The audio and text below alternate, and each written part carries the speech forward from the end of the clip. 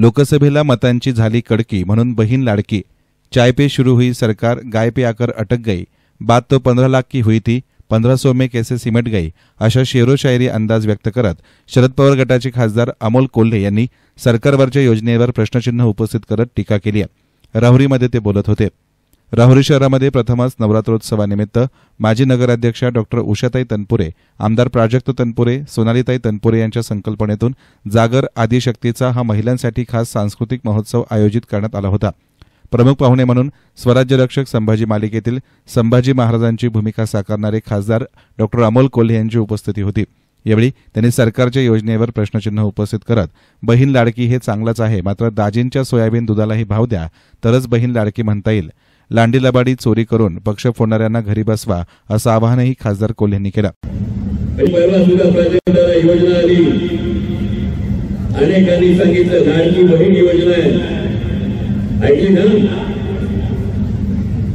आपली बहीण आधीपासूनच लाडकी आहे, त्यामुळे लोकसभेला मताची झाली कडकी म्हणून बहीण झाली लाडकी म्हणायची आपल्याला वेळ येत नाही।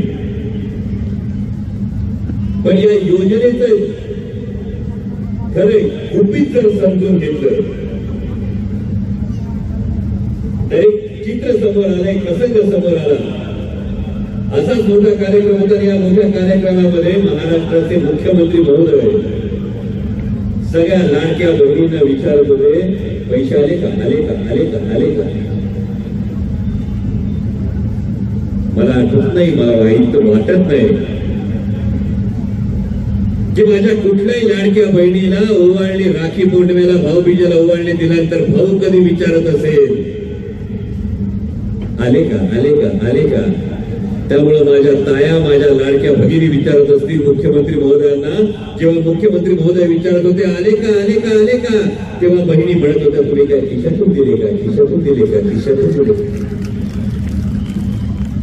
कारण तुम्हाला सगळ्यात चांगलं माहिती घराचा हिशोब तुमच्या हातात असतो।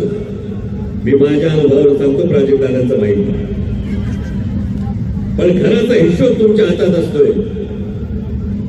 त्यामुळे आता दिवाळीनंतर निवडणुका येतील, दिवाळीला आमच्या लाडक्या बहिणींना आमच्या दाजी म्हणतील करंजा कर, बहीण म्हणत तेलाचा डबा वाटला 500नी, खोबरं वाटलं 50नी, 1500 करंजा कशा व्हायच्या त्याचा आधी हिशोब द्या।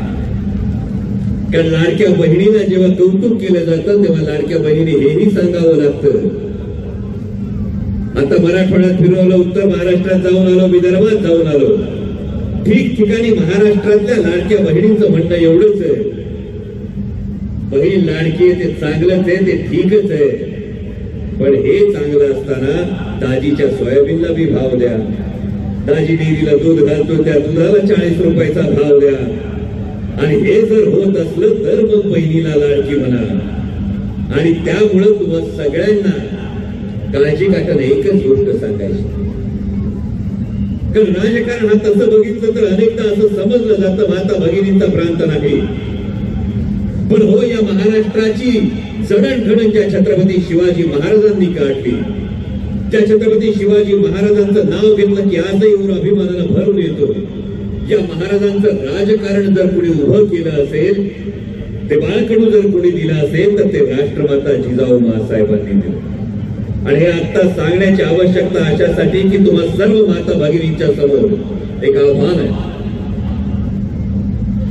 कारण आजी असेल तर आजी आपल्या नातवंडाला, आई असेल तर आई आपल्या लेकराला कधीच असं सांगत नाही बाळा चोरी चपाटी कर, लांडी लबाडी कर, पण मोठा माणूस हो, शिकवतंय का?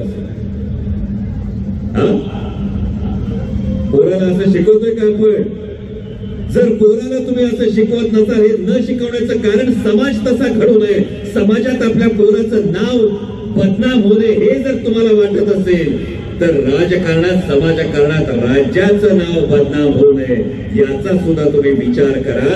आणि लांडी लबाडी चोरी चपाटी करून पक्ष फोडून सत्तेत बसणाऱ्यांना आता घरचा रस्ता दाखवाल एवढीच तुमच्याकडून अपेक्षा आहे। आणि जाता जाता एवढं सांगतो, कोणी सांगायला येतील, कोणी वेगवेगळी गाजरं दाखवतील, त्यांना निक्षून सांगा घरात चपात्या करायच्या का भाकरी थापायच्या ठरवतोय कोण? आज भात लावायचा का नाही लावायचा ठरवतोय कोण? भाजी कंची करायची ठरवतोय कोण? मग सरकार कोणतं आणायचंय हे सुद्धा माझ्या माता भगिनीच ठरवतील. एवढाच ही खोडगाट या आदिशक्तीच्या जागराच्या निमित्तानं करा. आणि लक्षात ठेवा, चाय पर शुरू हुई सरकार, गाय पर आकर अटक गई. चाय पर शुरू हुई सरकार, गाय पर आकर अटक गई. बात तो हुई थी 15 लाख की, 1500 में कैसे सिमट गई. आठवतं ना 15 लाख. बात तो हुई थी 15 लाख की, 1500 में कैसे सिमट गई. इसलिए दादा भाई भाऊ, ये गुलाबी धूल हमारी आंखों में ना झोंके. आपको गद्दारी के लिए 50 ठोके और लाडली बहना सिर्फ 1500 में होती.